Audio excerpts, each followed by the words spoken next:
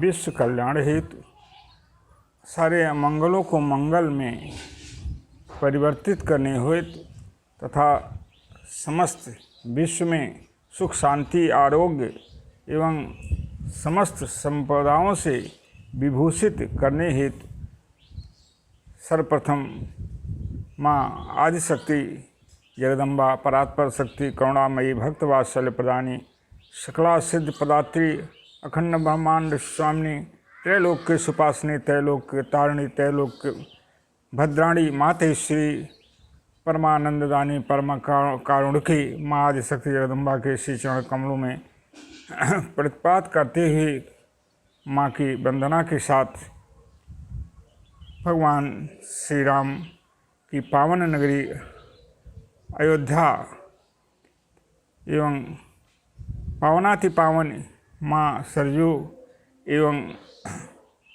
जगत पिता भगवान श्री राम के कल्याण में नाम रूप लीला धाम का वर्णन करते हुए अयोध्या धाम माँ सरयू नगरी की महिमा का वर्णन आप लोगों के समक्ष प्रस्तुत कर रहा हूँ। उसे आप लोग श्रवण करते हुए तथा उसकी महिमा से अपने को महिमा मंडित करते हुए हृदयंगम करते हुए अपने मानो मन मस्तिष्क में अपना कल्याण के साथ समस्त सृष्टि के कल्याण में अपना अभूतपूर्व योगदान देते हुए विश्व मंगल करने की कृपा करें और एक महामानव के रूप में स्वयं को प्रतिष्ठित करते हुए सृष्टि को सुखमय आरोग्यमय एवं कल्याणमय अवस्था प्रदान करें। आइए सर्वप्रथम माँ की आराधना करें। इसके बाद माँ सरयू सहित अवध धाम की महिमा का वर्णन करें। या श्री स्वयं सुकृतिनां भुवनेश लक्ष्मी पापात्मनां कीर्तिधियां हृदय सुबुद्धि श्रद्धा सतां कुलजन प्रभवे सुलज्जा तां त्वां नतास्मि परिपालय देवी विश्वं दुर्गे स्मिता हर्षि भीतिं शेषजन्तो स्वस्थ स्मिता मतिमतीव शुभां ददासि दारिद्र्य दुःख भयहारिणिका त्वदन्या सर्वोपकारकरणाय सदार्धचित्ता अस्तुतासुरै पूर्वमभीष्ट संशयात् तथा सुरेन्द्रेण दिनेश सेविता करोतु शानः शुभहेतुरीश्वरी शुभानि भद्राणि अविहन्तु चापदे सर्वबाधा विनिर्मुक्तो धनधान्य सुतान्वितः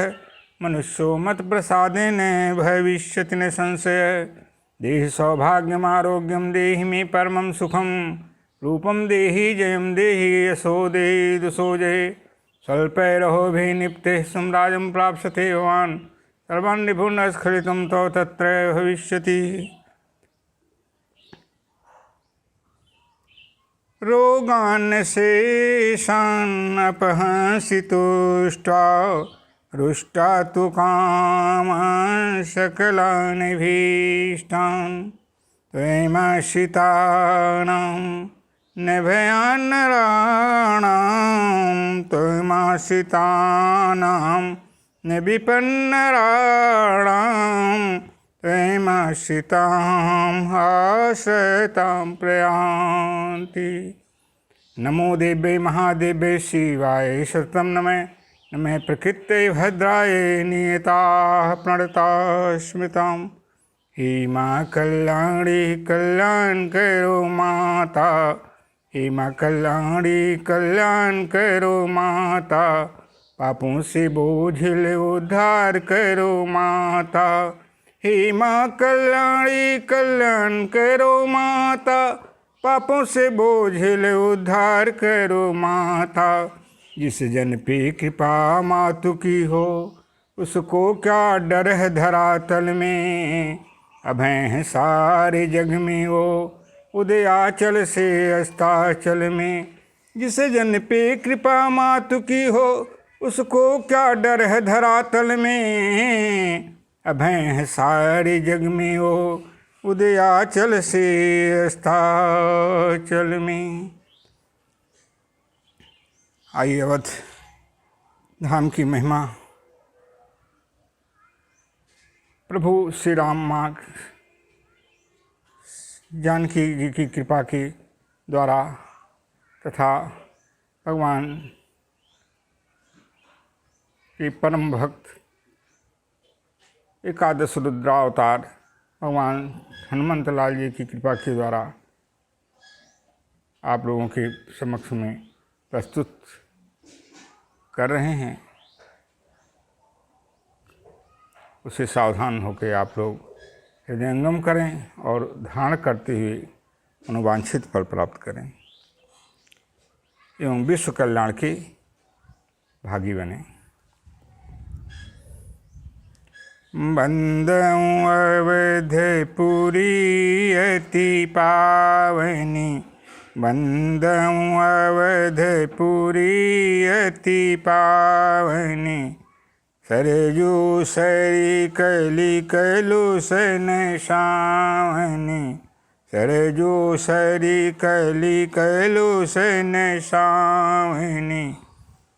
जाम जनिते बिनहि प्रयासा, जाम जनिते बिनहि प्रयासा। मम समीप नर पावहि बासा, मम समीप नर पावहि बासा। प्रभु श्री राम परम ब्रह्म परमात्मा जगत पिता जगत की आदि कारण कि श्रीमुख की वाणी है कि अवधपुरी मैं पूरी सुहावनी। बंदऊं अवधपुरी अति पावन। भगवान कहते हैं कि अवधपुरी जो अति पावन है, पावनाति पावन है, उसकी मैं वंदना करता हूँ। सरजू सरी कली कलुषन सावनी। और माँ सरजू जो पावनाति पावन माँ सरजू हैं, जो कली के समस्त दोषों को, कली के समस्त जो पाप हैं कली में, अब कली युग के प्रभाव से मनुष्य में जो व्याप्त हो रहे हैं, उन कली के कलुष, उनके जो पाप में जो कलुषित करते हैं शरीर को, मन को, बुद्धि को, उनको समस्त पूर्ण रूप से नष्ट करने का काम माँ सरजू करती हैं। ये माँ सरजू की महिमा है। जाम जनते बिनहि प्रयासा। और जिनमें मज्जन करने से, स्नान करने से मनुष्य प्रभु के धाम को प्राप्त कर लेता है, भगवान के परम धाम का अधिकारी बन जाता है। ये माँ सरजू की महिमा है और अवध धाम की महिमा है। सप्तपुरियों को विश्व अंग में कहते हुए भगवान कहते हैं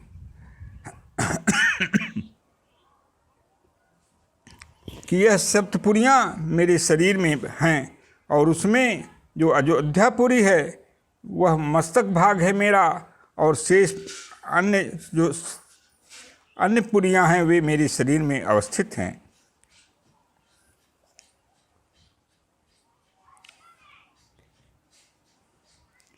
अयोध्यापुरी मस्तके विष्णुपाद अवंतिका।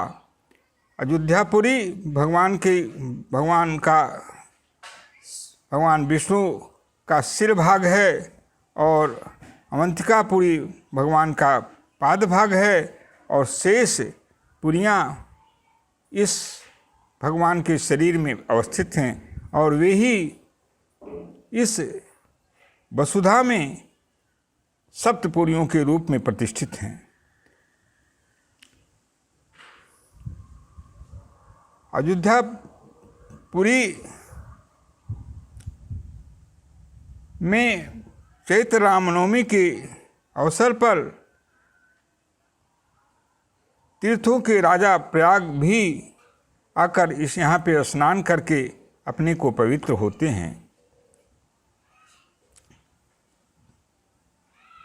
इसीलिए लिखा गया है मानस में गोस्वामी श्री तुलसीदास जी के द्वारा, तीर्थ सकल तहाँ चलिया वहीं, तीर्थ सकल तहाँ चलिया वहीं। सारे तीर्थ वहाँ पे आ जाते हैं। किस दिन? चैत्र रामनवमी के दिन सारे तीर्थ आकर के अयोध्या में प्रवेश करते हैं, अयोध्या में वास करते हैं। ये प्रभु के धाम की महिमा है। श्री अयोध्या धाम श्री सीताराम जी का विहार स्थल एवं प्रिय पुरी है। जैसे पावन पुरी रुचिर यह देशा, पावन पुरी रुचिर यह देशा। यह पुरी अत्यंत पावन है और यह देश, यह स्थान अत्यंत ही सुंदर है। ये भगवान के शब्द हैं। उत्तरकांड के में दोहा नंबर 3 में ऐसा गोस्वामी तुलसीदास जी ने पुरी की महिमा के वर्णन में लिखा है। आगे पुनः गोस्वामी जी लिखते हैं, चारिखानी जग जीवय पारा, चारिखान जग जीवय पारा। अवध तजे तन नहीं संसारा, चारिखानी जग जीवय पारा, चारिखानी जग जीवय पारा। अवध तजे तन नहीं संसारा। 4 प्रकार की जीवों की व्यवस्था इस सृष्टि में है। उसमें 4 प्रकार से यह सृष्टि विभक्त है। इसमें समस्त सृष्टि का विभाग 4 रूप में किया गया है, अंडज, पिंडज, स्वेदज, उद्भिज। और इन चारों विभाग से विभाजित होकर के समस्त जीव इस पृथ्वी में लोक में निवास करते हैं। और अवध की महिमा है कि इन जो भी जीव अवध में जिनका प्राण त्याग होता है, प्रयाण होता है, किसी भी योनि में हो, उसका पुनरागमन नहीं होता है। प्रभु के धाम को प्राप्त होने के बाद वह साकेत धाम का जो परम धाम है भगवान का, यह साकेत धाम अवधपुरी में प्राण त्याग के बाद भगवान के वैकुंठ धाम जो साकेत धाम है उसे प्राप्त कर लेता है और वह भगवान के में निमज्जित हो जाता है, डूब जाता है। भगवान में उसकी पूर्ण रूप से विलय हो जाती है, अर्थात उसे उन जीवों को और उस प्राणी को कैवल्य मुक्ति की प्राप्त हो जाती है। 4 प्रकार की मुक्तियों का वर्णन किया गया है, सालोक, सारूप, सामीप, सायुज्य एवं कैवल्य।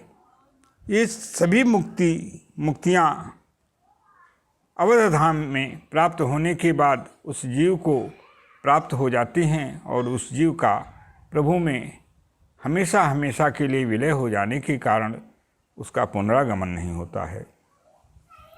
इसीलिए अयोध्या धाम की महिमा में लिखा गया है, अवध धाम धामाधिपति अवतारन पति राम, सकल सिद्धपति जानकी दर्शन पति हनुमान। सभी धामों का जो पति है, जो सभी धामों में जो श्रेष्ठ धाम है वह कौन सा है? अवध धाम है। अवध धाम धामाधिपति, सभी धामों का वह पति है, उसका स्वामी है अवध धाम। अवतारन पति राम। और जितने भी प्रभु के अवतार हुए हैं उन अवतारों में सबसे श्रेष्ठ अवतार भगवान राम का अवतार है। इसलिए भगवान राम सभी श्रेष्ठ अवतारों में सबसे श्रेष्ठ हैं। सकल सिद्धपति जान की। और जितनी भी सिद्धियां हैं अथवा सिद्धियों के जो स्वामी हैं अथवा जिन लोगों ने सिद्धियों को प्राप्त किया है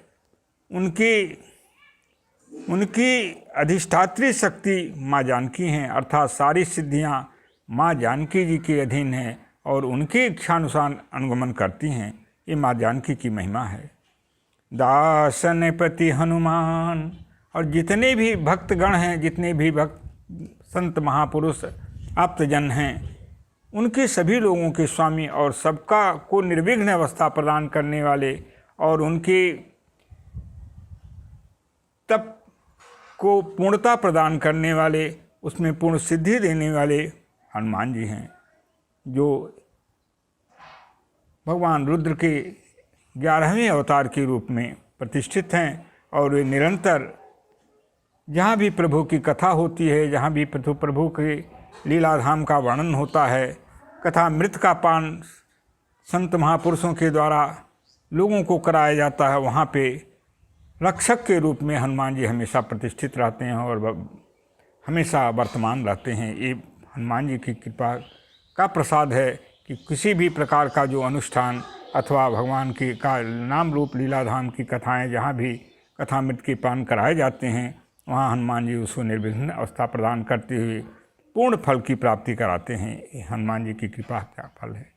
और ये समस्त जो कुछ भी हैं, यह अयोध्या में हमेशा 33 करोड़ देवताओं के साथ हमारे प्रभु श्री राम जगत जननी माँ जानकी हमेशा हमेशा नित्य धाम है प्रभु का, वहाँ हमेशा हमेशा वर्तमान रहते हैं, हमेशा हमेशा वास करते हैं।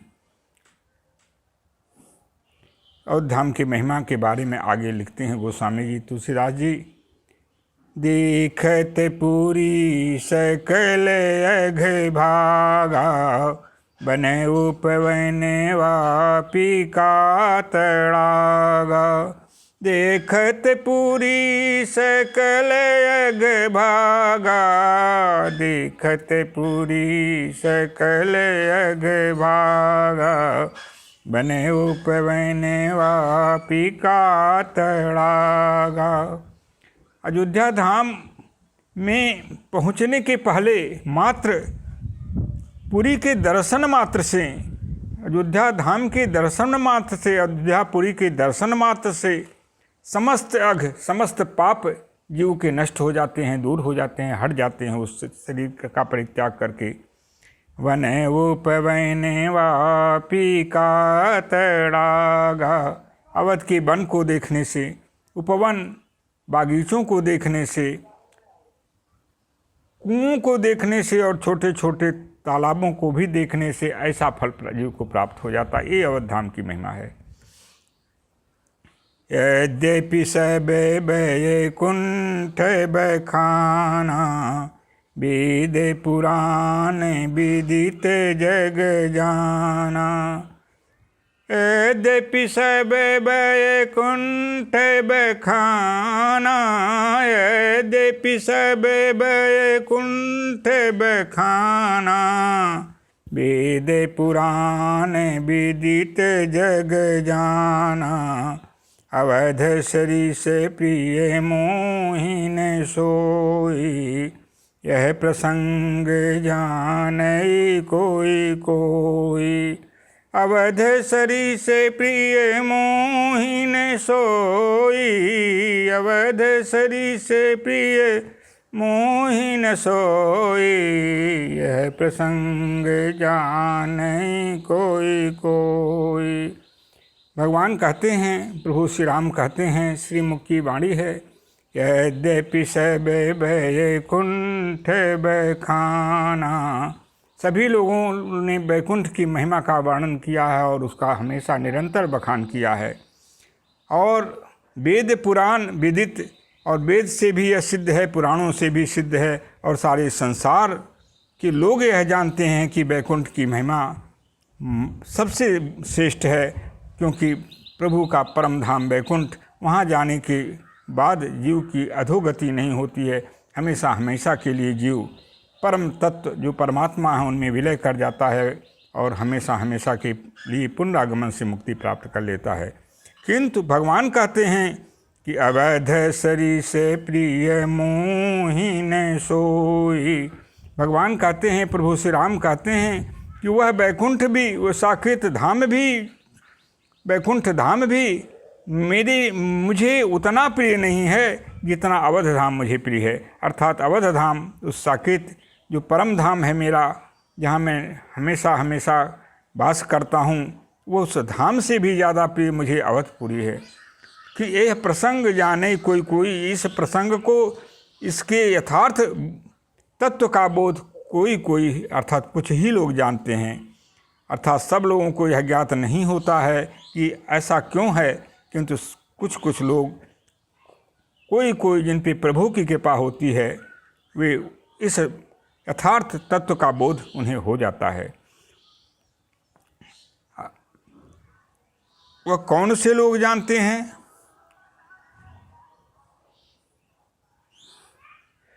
जिस पे प्रभु की कृपा होती है, अथवा जिनको प्रभु जना देते हैं, जिनको प्रभु उस महिमा से अवगत करा देते हैं, वही लोग उस महिमा को जान पाते हैं। जिन पे प्रभु की कृपा होती है उसके बारे में कैसे जानते हैं? सोई जाने जेहि देहु जनाए, जानत तुम्हें तुम्हारी होई जाए। तुम्हारी कृपा तुम्हें रघुनंदन, तुम्हारी कृपा तुम्हें रघुनंदन। जानहि भगत भगत उर चंदन, जानहि भगत भगत उर चंदन। सोई जानहि जेहि देहु जनाए, जानत तुम्हें तुम्हारी होई जाए। सोई जानहि जेहि देहु जनाई। भगवान श्री राम, माँ जानकी, जिन्हें उसकी महिमा को, उसके गुप्त रहस्य को बता देते हैं, अवगत करा देते हैं, वही उनसे अवगत हो पाता है। अन्य लोग उससे, उसकी महिमा से वंचित हो जाते हैं। उसका पूर्ण तत्वबोध उन्हें नहीं हो पाता है। जानत तुम्हें तुम्हारी होई जाए। और जो भगवान की उस महिमा को जान लेता है प्रभु की कृपा से, माँ सीता जी की कृपा से, वह उन्हीं का हो जाता है, हमेशा हमेशा के लिए प्रभु का बन जाता है। तुम्हारे ही कृपा तुम्हें ही रघुनंदन, जानहि स भगत भगत उर चंदन। वो स्वामी जी लिखते हैं कि हे रघुनंदन, हे करुणा के सागर, हे रघुकुल श्रेष्ठ, तुम्हारी ही कृपा से तुम्हें वो लोग जानते हैं, जान पाते हैं। परम कृपा की वर्षा होती है जब आपकी, तब आपको लोग पूर्ण रूप से तत्वबोध आपका कर पाते हैं। जानहि भगत भगत उर चंदन। भक्तों के हृदय में के चंदन, अर्थात हृदय को सुबासित करने वाले, हमेशा हृदय में चंदन के रूप में वास करने वाले, तुम्हारी ही कृपा से हे भगवान आपको, आपकी महिमा जानी जा सकती है। भगवान राम अवध महिमा के बारे में कहते हैं, अवधपुरी मम पुरी सुहावनी, उत्तर दिशि बघसर जो पावन। जाम जन ते बिनहि प्रयासा, मम समीप नर पावहि बासा। मम समीप नर पावहि बासा। भगवान श्री राम के श्रीमुख के शब्द हैं। भगवान कहते हैं कि अवधपुरी मम सूरी सुहावन, अवधपुरी मेरी सबसे सुहावन अर्थात सबसे सुंदर लगने वाली मुझे प्रिय पुरी अगर कोई है तो अवधपुरी है। उत्तर दिशि बक्सर जो पावन, और अवधपुरी का लाक्षणिक बोध कैसे हो, वह कहाँ है, कहाँ कैसे अवस्थित है, उससे वह मेरे धाम के, उस अवध धाम के उत्तर दिशा में सरजू जी बहती हैं, प्रवाहित होती हैं। जाम जन ते बिनहि प्रयासा, जिनमें मज्जन करने से, स्नान करने से बिना प्रयास ही, अनप्रयास, बिना प्रयास, बिना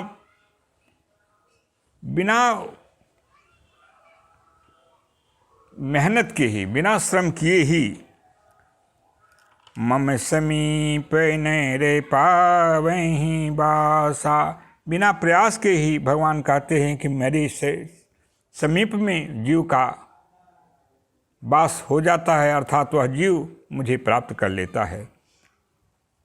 प्रभु श्री राम के प्राकट्य के समय की स्थिति का वर्णन करते हुए गोस्वामी जी तो लिखते हैं कि प्रभु का रामनवमी के दिन जब प्राकट्य हुआ उस समय सूर्य की क्या दशा हुई। कौतुक देखी पतंग भुलाना, कौतुक देखी पतंग भुलाना, एक मास तिहि जात न जाना, एक मास तिहि जात न जाना। कौतुक देखी पतंग भुलाना, कौतुक देखी पतंग भुलाना, एक मास तिहि जात न जाना। भगवान श्री राम का प्राकट्य चैत्र रामनवमी के दिन जब हुआ उस समय भगवान सूर्य की क्या दशा होती है, उस प्राकट्य के कौतुक को देखते हुए भगवान सूर्य विस्मित हो जाते हैं, खो देते हैं अपनी अवस्था आपा को, और इतना जो है उनकी ऐसी स्थिति बन जाती है कि एक महीना बीत जाता है और वहीं पे वो स्थिर हो जाते हैं, उस कौतुक का दर्शन करते हैं भगवान के प्राकट्य का, महोत्सव का। मास दिवस कर दिवस भा, मरमु न जाने कोई, मास दिवस कर दिवस भा, मरमु न जाने कोई, रथ समेत रवि थाकयो, निशा कवन विधि हो, रथ समेत रवि थाकयो, निशा कवन विधि हो। कौतुक देखी पतंग भुलाना, मास दिवस कर, मास दिवस तिहि जात न जाना। उस कौतुक को देख कर के सूर्य जी अपनी अवस्था को भूल जाते हैं और एक महीना हो जाता है, बीत जाता, वहीं पे खड़े हो जाते हैं उस कौतुक भगवान के रहस्य, कौतुक रहस्य का दर्शन करते हुए। एक महीने का दिन हो गया और भगवान सूर्य वहाँ पे अवस्थित हुए, खड़े हो गए, और इस मर्म को, इस रहस्य को कोई नहीं जाना। रथ समेत रवि थाक्यो, निशा कवन विधि हो, रथ सहित भगवान सूर्य थक जाते हैं, इसलिए निशा, एक महीने निशा नहीं हुई, रात्रि नहीं हुई। यह रहस्य काहूँ नहीं जाना, दिन में निचले करते गुण गाना। यह रहस्य काहूँ नहीं जाना, दिन में निचले करते गुण गाना। इस रहस्य को कोई नहीं जान पाया और उस रहस्य और भगवान श्री राम के गुणों का वर्णन करते हुए, गान करते हुए इसके बाद सूर्य चलते हैं। 1 महीने का समय बीत गया प्राकट्य महोत्सव को देखने में भगवान सूर्य का। लेकिन भगवान के इस रहस्य को प्रभु की कृपा जहाँ जिन्हें हुई उन्हीं लोगों ने उसे जाना और शेष लोग उस रहस्य की से वंचित रह गए, उस रहस्य का बोध उन्हें नहीं हुआ। तुलसीदास जी को कैसे हुआ, इसके बारे में गोस्वामी जी लिखते हैं। श्री गुरु पद नख मंगन ज्योति, सुमिरत दिव्य दृष्टि ये होती। श्री गुरु पद नख मणिगण ज्योति, सुमिरत दिव्य दृष्टि ये होती। गोस्वामी जी कहते हैं कि गुरु के चरण की कृपा प्रसाद से जो अंतरात्मा में जो दिव्य दृष्टि का प्रकाश अंतरचक्षु खुल जाते हैं और खुल गए, इस नाते इस कारण मैंने उस रहस्य को जाना और उस रहस्य को जान करके उस तत्वबोध को प्रकाशित किया। भगवान राम साक्षात परम ब्रह्म परमात्मा का सगुण विग्रह हैं। इस मर्म को माता पार्वती सहित श्री शंकर भोलेनाथ जी जानते हैं। इसीलिए समाधिस्थ होने के समय भी राम राम जो महामंत्र है उसका निरंतर जाप करते रहते हैं। भगवान शिव माँ पार्वती को इस गूढ़ रहस्य को बताते हुए कहते हैं कि हे गिरिये, आलोड्याखिल वेद राशिमस्कृत यत् तारकं ब्रह्म तत्, रामो विष्णु रहस्य मूर्तिरिति विज्ञाय भूतेश्वरः। उपधित्याखिल सार संग्रहमिदं संक्षेपतः प्रस्फुटम्, श्रीरामस्य निगूढ़ तत्त्वमखिलं प्राह प्रियायै भवः। आलोड्याखिल वेद रासमस्कृत यत्तारकं ब्रह्म तत्, रामो विष्णु रहस्य मूर्तिरिति विज्ञाय भूतेश्वरः। उपधृत्याखिल सार संग्रहमिदं संक्षेपतः प्रस्फुटम्, श्रीरामस्य निगूढ़ तत्त्वमखिलं प्राह प्रियायै भवः। प्रियायै भवः सबसे प्रियतमा माँ पार्वती जी से भगवान शिव कहते हैं कि हे प्रिय, आलोड्याखिल वेद रासमस्कृत, सारे वेद और उसके जितने भी ऋचाएँ हैं, उपनिषद हैं और उसका जो गूढ़तम रहस्य है उसको मैंने पूर्ण रूप से मंथन करके इस रहस्य को प्राप्त किया कि भगवान राम तारक ब्रह्म हैं। राम नाम ही तारक ब्रह्म के रूप में प्रतिष्ठित हैं। राम तारक ब्रह्म के हैं। इनके नाम के उच्चारण से समस्त जीव समस्त प्राणी तर जाते हैं, परम ब्रह्म की प्राप्ति के अधिकारी बन जाते हैं। ऐसा मैंने वेद के समस्त वेदों का, समस्त उपनिषदों का और समस्त शास्त्रों का आलोड्य अर्थात उनको मैंने मंथन करके इस रहस्य को प्राप्त किया। और भगवान राम साक्षात विष्णु के अवतार हैं। ऐसा भूतेश्वर, भूतों के समस्त प्राणियों के स्वामी भगवान शंकर माँ पार्वती जी से कहते हैं, इस रहस्य को मैंने जाना और उस रहस्य को मैं आपके सामने प्रस्तुत कर रहा हूँ। श्री रामस्य निगूढ़ तत्त्वमखिलं प्रिय प्राह प्रियाय भवः।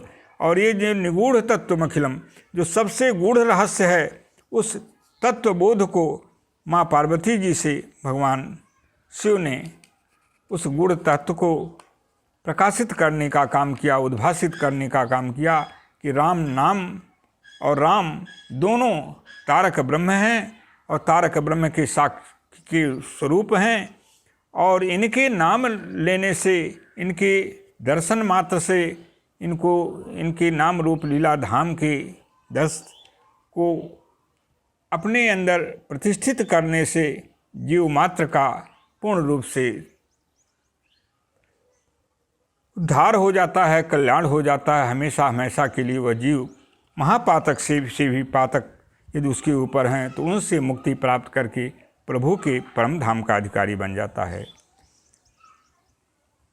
भगवान राम के बारे में माता पार्वती से भगवान शिव आगे कहते हैं, पुरुष प्रसिद्ध प्रकाश निधि प्रगट परावरनाथ, रघुकुल मणि मम स्वामी सोई कही शिवनाय उमात। पुरुष प्रसिद्ध प्रकाश निधि प्रकट परावरनाथ, रघुकुल मणि मम स्वामी सोई कही शिवनाय उमात।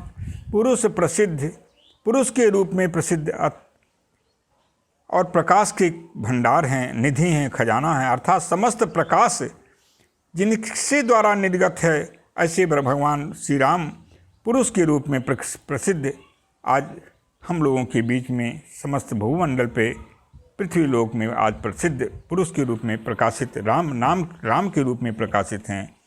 प्रकट परावरनाथ, वो प्रकट हुए हैं और उनका पारावार, अरे उनके बारे में पूर्ण रूप से जानकारी, पूरी तरह से उनके महिमा का पूरी तरह से उद्बोधन या उनकी महिमा का वर्णन नहीं किया जा सकता है, क्योंकि महिमा ही जिनके द्वारा निकली है, उस महिमा को उस नाथ के कृपा से ही प्रकाशित किया जा सकता है। जब तक प्रभु श्री राम की कृपा नहीं होती तब तक प्रभु के नाम रूप लीलाधाम की महिमा का प्रकाशन करना असंभव है। रघुकुल मणि मम स्वामी सोई, और वही रघुकुल के जो मणि हैं, रघुकुल के जो प्रकाश पुंज हैं, वही मेरे स्वामी हैं, वही मेरे सब कुछ हैं। ऐसा कहकर भगवान शिव भगवान श्री राम को मस्तक प्रणाम करते हैं, झुकाकर उनको अभिवादन करते हैं। पुनः आगे फिर लिखा गया उपनिषद में, अकाम है सर्व कामो व मोक्ष काम है उदारधी, तीव्रेन भक्ति जोगेन ये जेत पुरुष परम। अकाम है सर्व कामो व, अकाम हो बिना कामना से, अकाम है सर्व कामो व मोक्ष काम है उदारधी, तीव्रेन भक्ति योगेन ये जीत पुरुष परम। अकाम है बिना काम के, बिना कामना रहित हो, अथवा कामना से काम हो अथवा निष्काम हो, अथवा मोक्ष की प्राप्ति के लिए भी कामना से जुड़ा हुआ हो। उदारधी परम उदार भगवान, तीव्रेन भक्ति योगेन, तीव्र भक्ति योग के द्वारा उस परम पिता परमेश्वर भगवान श्री राम का हमेशा यजेत पुरुष परम, जो यजेत उनका जो है उनका जो ध्यान करता है, उनका जो भजन करता है, जो उनकी शरणागति प्राप्त करता है, अथवा जो भगवान से जुड़ता है, वह उस परम धाम का अधिकारी बन जाता है। ये भगवान राम की महिमा है, भगवान राम के नाम की महिमा है। राम नाम के महिमा के बारे में बगदालब मुनि कहते हैं, 4 लक्ष पुनि 4 लख उभय सहस अवतार, भय दासरथि राम पुनि मेरी दृष्टि अगार। 4 लक्ष पुनि 4 लख उभय सहस अवतार, भय दासरथि राम पुनि मेरे दृष्टि अगार। भगवान शिव प्रभु श्री राम नाम की महिमा बताते हुए माँ पार्वती जी से कहते हैं कि हे पार्वती, प्रभु का राम नाम प्रभु के नामों की तुलना में 1000 गुना अधिक है। अन्य नामों की तुलना में प्रभु का राम नाम 1000 गुना अधिक है। ओम राम रामेति रामेति रमं रामं मनोरमे सहस्रनाम तत्तुल्यं राम नाम वरानने। ओं राम रामेति रामेति रमं रामं मनोरमे सहस्रनाम तत्तुल्यं राम नाम वरानने। भगवान राम का नाम राम नाम माँ पार्वती से भगवान शिव कहते हैं कि हजारों प्रभु के हजारों नाम के बराबर है। एक बार यदि मनुष्य भगवान राम का नाम राम नाम उच्चारण करता है तो प्रभु के हजारों नाम के उच्चारण के बराबर एक बार राम नाम का उच्चारण हो जाता है। ये प्रभु के नाम की महिमा है, राम नाम की महिमा है। आइए जरा माँ अवध महिमा के बारे में और भगवान श्री राम के बारे में, उनकी महिमा के बारे में एक बार समवेत स्वर में हम और आप गायन करें।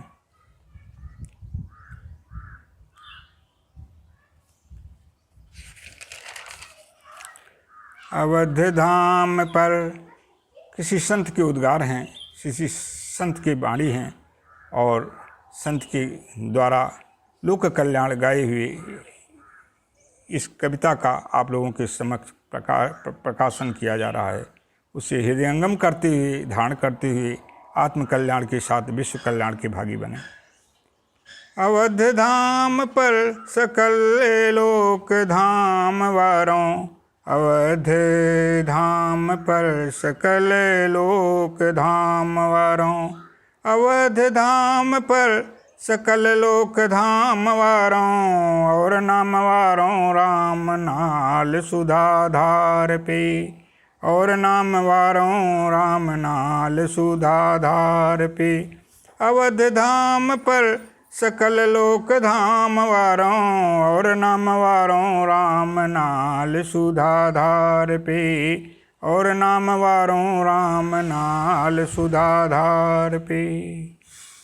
सीताराम लीला पर सकल ईस लीला वारों, सीताराम लीला पर सकल ईस लीला वारों, और प्रभुता राम नाम प्रभुता अपार पे, और प्रभुता नाम राम प्रभुता अपार पे। सीताराम लीला पर सकल ईस लीला वारों, और प्रभुता नाम राम प्रभुता अपार पे। वारों रस रंग राम अंग पे अनंग कोटि, वारों रस रंग राम अंग पे अनंग कोटि, प्राण वारों राम के स्वभाव शील प्यार पे, प्राण वारों राम के स्वभाव शील प्यार पे। बारों रस रंग राम अंग पे अनंग कोटि, बारों रस रंग राम रंग पे अनंग कोटि, प्राण वारों राम के स्वभावशील प्यार पे।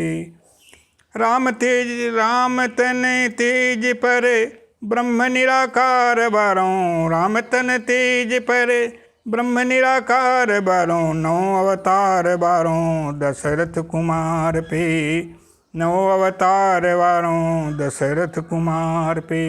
राम तन तेज परे ब्रह्म निराकार वारों, 9 अवतार वारों दशरथ कुमार पे, 9 अवतार वारों दशरथ कुमार पे।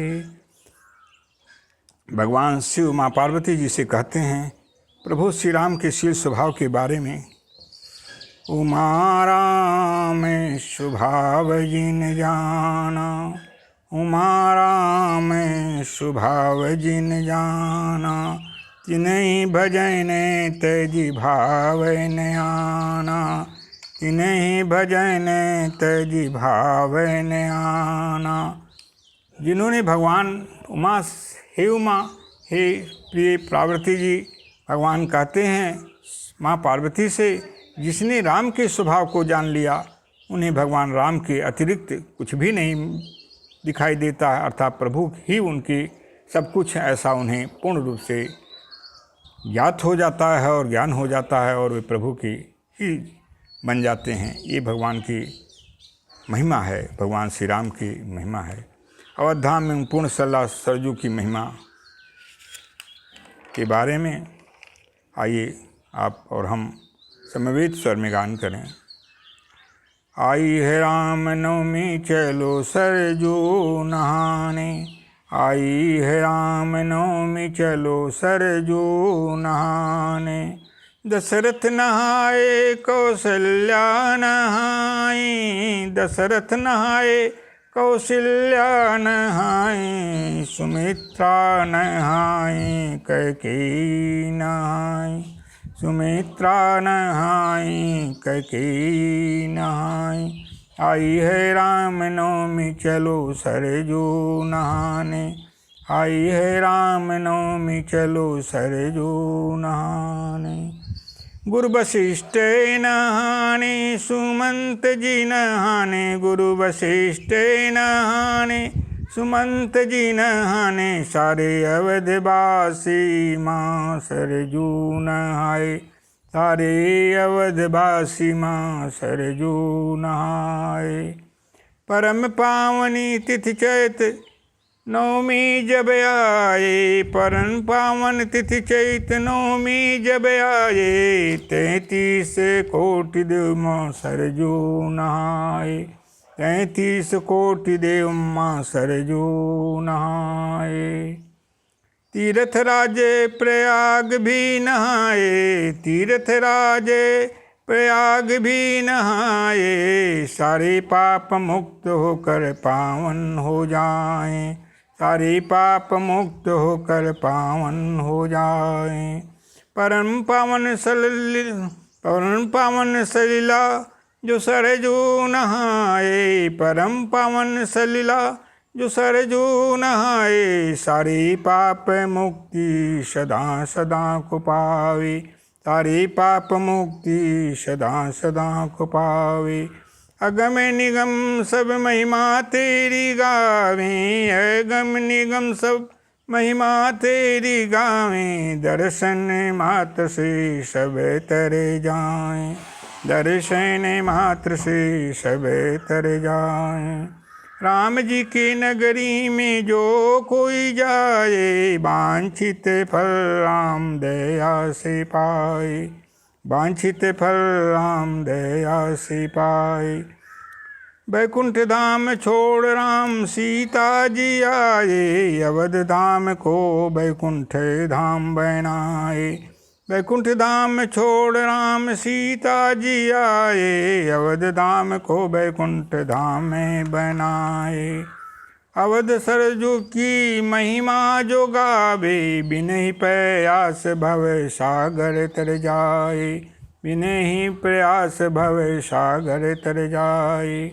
मन से जो राम सीता ध्यान लगावे, पापी से पापी पाप मुक्त हो जाए, पापी से पापी पाप मुक्त हो जाए।